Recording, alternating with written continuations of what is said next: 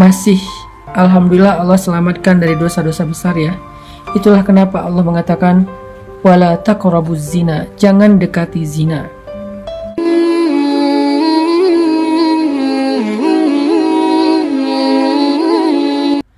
Tentang orang yang pengen move on dari dosa.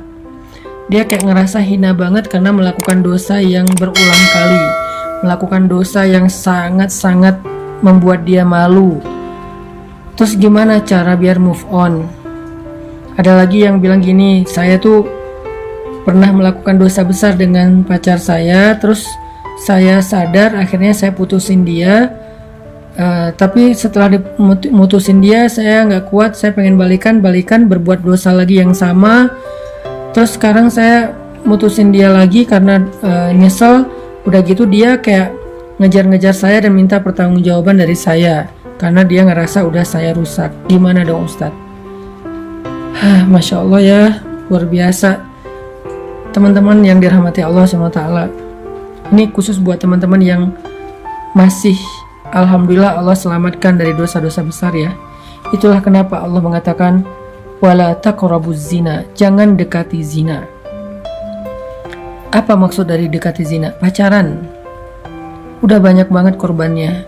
Kenapa sih kalau orang bilang ngomongin pernikahan banyak yang sentimen, seolah-olah pernikahan itu aib banget, dosa banget, padahal pernikahan itu menutup pintu zina.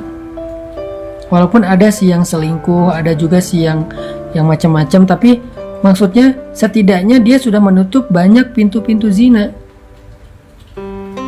Giliran ngomongin pacaran, orang pada ngedukung, padahal korban dari pacaran itu udah banyak. Jadi nggak salah banget, Allah tuh maha tahu lah. Allah bilang la taqrabuz zina, bukan la tazni, tapi la taqrabuz zina. Bukan jangan berzina, tapi jangan dekati zina.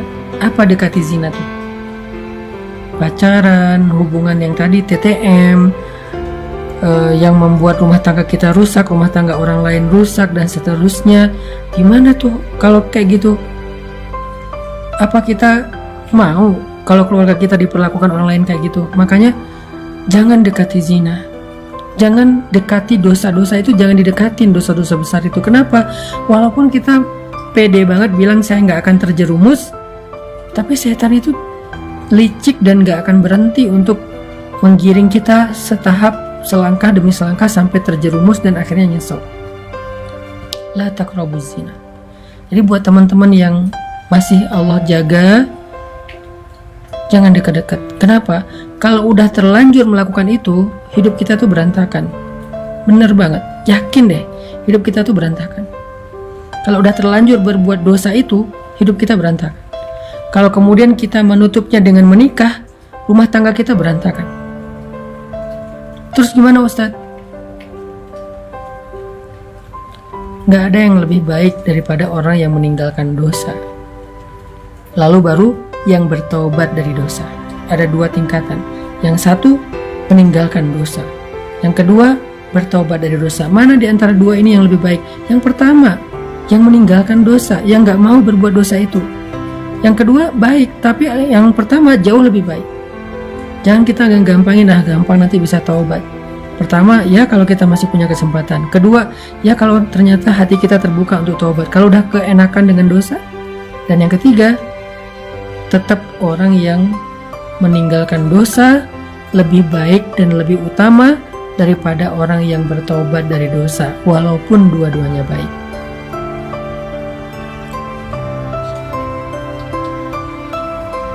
Walaupun dua-duanya baik. Terus gimana kalau kita udah terlanjur Ustadz? Buat yang udah terlanjur, Allah Subhanahu wa ta'ala berfirman, Qul ya ibadiyalladzina asrafu ala anfusihim. Katakanlah, wahai hamba-hambaku yang telah banyak dosa, melampaui batas, menzolimi diri sendiri. Allah memanggil orang-orang yang merasa banyak dosa. Qul ya ibadiyalladzina asrafu ala anfusihim. Wahai hamba-hambaku yang banyak dosa, kata Allah, yang berzina, yang datang ke dukun, yang syirik, yang durhaka sama orang tua, yang mencuri, yang membunuh, yang makan riba, yang banyak dosa, berbagai macam dosa yang gak kebayang. La taqnatu min rahmatillah. Jangan berputus asa dari rahmat Allah. Innallaha yaghfirudz dzunuba jami'a. Sesungguhnya Allah mengampuni semua dosa. Gak ada dosa yang gak diampuni sama Allah. Tapi saya pernah syirik, Ustadz. Allah mengampuni semua dosa, termasuk syirik. Syirik itu baru gak diampuni kalau dia mati dalam keadaan itu dan belum bertaubat. Kalau dia bertaubat, semua diampuni. Termasuk riba. Durhaka sama orang tua, termasuk durhaka sama orang tua. Berzina berkali-kali, ya, kalau dia taubatnya sungguh-sungguh. Kalau dia mengulangi lagi, berarti belum diampuni dosanya. Kalau dia sungguh-sungguh, syaratnya taubatan nasuha itu dia benar-benar tinggalin tuh dosa. Dia berjuang meninggalin dosa itu, apakah dengan pergi dari sana, apakah dengan delkon, apakah dengan ganti nomor, apakah tutup sosial media, tutup semua akses informasi, agar gak berinteraksi lagi dengan orang yang membuat kita terjerumus kepada dosa. Tinggalkan segala masa lalu, fokus untuk memperbaiki diri di hadapan Allah. Kalau itu taubatnya, Allah bilang, Innallaha yaghfirudz dzunuba jami'a. Allah mengampuni dosa semua. Allah mengampuni semua dosa. Dan Allah mengatakan di akhir ayat itu, Innahu wal ghafurur rahim. Sesungguhnya dialah yang maha pengampun, lagi maha penyayang. Dia maha pengampun dan dia maha penyayang. Dia pasti mengampuni dan dia sayang banget sama kita.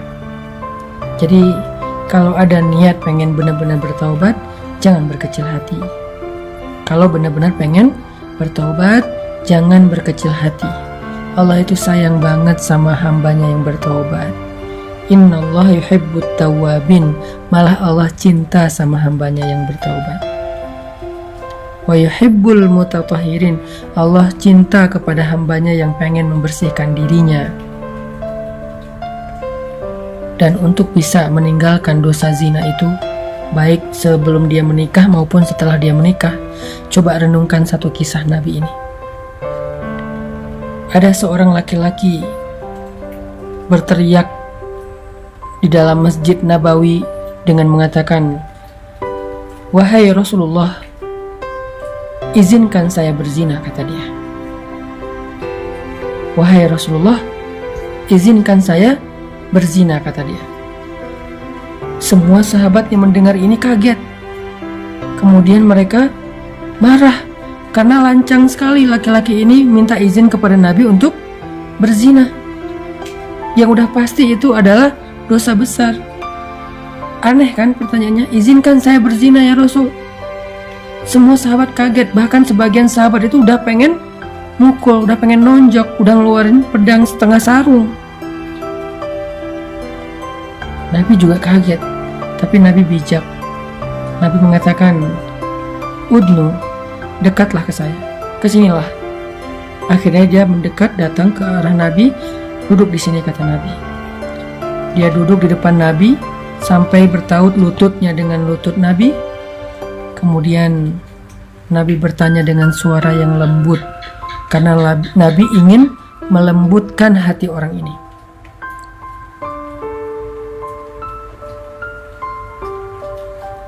Nabi ingin melembutkan hati orang ini, maka Nabi pun bersuara lembut. Gak bisa kita melembutkan hati orang dengan teriak. Gak bisa kita melembutkan hati orang dengan membentak. Kalau ingin melembutkan hati dia, lembutkan suara kita. Itu rumus sederhana. Semua kita belajar itu insya Allah ya, termasuk saya. Kalau kita pengen melembutkan hati keluarga, hati pasangan, hati anak, maka lembutkan suara kita. Tapi kalau kita keraskan suara kita, maka kita akan mengeraskan hati. Nabi kemudian berbicara dengan suara lembut kepada laki-laki itu dengan pertanyaan. Kata Nabi, gimana kalau itu terjadi kepada istrimu? Gimana kalau ada orang yang berzina dengan istrimu? Atardo li zawjatik? Apakah kamu ridho jika orang berzina dengan istrimu? Laki-laki ini kemudian tiba-tiba marah, emosional. Dia bilang, "La," kata dia, "enggak akan ridho. Saya akan bunuh dua-duanya." Atardo li ummik, kata Nabi, apakah kamu ridho kalau orang berzina dengan ibumu? Kata dia, "Enggak, saya akan kejar orang itu." Atardo li ukhtik, apakah kamu ridho jika ada yang menzinahi saudarimu? Dia marah, "Enggak." Atardo li ibnatik, apakah kamu ridho jika ada yang menzinahi anak perempuanmu? "Enggak," kata dia, "saya enggak ridho sama sekali." Kemudian Nabi mengatakan, begitulah perasaan orang yang ibunya kamu zinahi. Begitulah perasaan orang yang istrinya kamu zinahi. Begitulah perasaan orang yang adik perempuannya kamu zinahi. Dan begitulah perasaan orang yang anak perempuannya kamu zinahi. Mereka juga enggak ridho, mereka juga sedih, mereka juga marah. Seperti apa yang akan engkau, seperti apa yang engkau rasakan. Kemudian Nabi mengusap dada orang itu. Setelah diusap dadanya, Nabi mendoakan, "Ya Allah, lapangkan dada orang ini, bersihkanlah kemaluannya." Tiba-tiba dia menghirup nafas panjang, lalu menghela nafasnya. Dengan lega dia mengatakan, "Ya Rasulullah, dulu zina adalah perbuatan yang paling saya suka. Sekarang zina adalah perbuatan yang paling saya benci." Dia memeluk Nabi SAW. Renungkan kisah ini. Buat laki-laki, buat perempuan yang mulai tergoda untuk punya hubungan diam-diam, hubungan yang gak halal, hubungan yang menjadi masalah, hubungan yang menyakiti siapapun di dalam kehidupannya, hubungan yang dosa, hubungan yang akan mengantarkannya kepada dosa-dosa besar, yang mulai tergoda nih, mau itu pacaran, selingkuh, TTM, teman tapi mesra dan segala macam istilahnya. Renungkan kisah ini. Bagaimana kalau Allah akan membalas kesalahan kita itu dengan hal yang sama terjadi kepada keluarga kita? Mau nggak? Karena kata para ulama, al jaza min jinsil amal, balasan itu dari amal yang sama, dengan jenis amal yang sama. Sehingga kalau kita berzina, maka Allah akan membalas, orang akan menzinahi orang yang kita cintai, na'udzubillah min dzalik. Bisa pasangan kita, bisa orang tua kita, bisa adik kita, bisa anak kita, na'udzubillahi min dzalik. Kalau kita nggak bertobat segera, sebelum Allah menurunkan balasannya, taubat, tubu ilallah, segera taubat, minta maaf sama Allah. Jangan selingkuh kalau kita nggak pengen diselingkuhin. Jangan berzina kalau kita nggak pengen keluarga kita ada yang berzina. Jangan menipu kalau kita nggak pengen ditipu. Jangan menyakiti perasaan kalau kita nggak pengen disakiti perasaannya. Tubu ilallah. Ustaz, kalau kita chat sama laki-laki, apakah itu termasuk disebut zina? Tergantung isi chat, jam berapa chat, gimana kita ngomong, apa yang kita bicarakan. Kalau yang kita bicarakan hal yang terlalu privasi, personal, apalagi vulgar, zina. Zina teks, zina jari. Kalau yang kita bicarakan itu dengan suara yang dilembut-lembutkan, mesra, menggoda, mencari perhatian, itu termasuk bagian dari zina-zina kecil, walaupun kecil juga disebut zina, na'udzubillah min dzalik. Jadi udahlah, Gak usah pakai emotikon-emotikon yang berlebihan. Chat mah seperlunya aja. Yang dibicarakan juga hal yang penting. Jamnya juga jangan kemalaman, maksimal sampai jam 10 misalnya. Kecuali kita bersama dengan muhrim kita, nggak sendiri. Apalagi sampai video call segala macam, janganlah, karena itu dosa. Dan nanti balasannya juga sama. Kita juga nggak akan mau anak kita kayak gitu kan. Kita nggak mau kan saudara kita kayak gitu. Kita nggak mau kan apalagi pasangan kita kayak gitu. Renungkan nasihat Nabi tadi kepada laki-laki yang datang kepada beliau. Itu modal banget buat kita ninggalin dosa. Itu modal banget buat kita ninggalin dosa.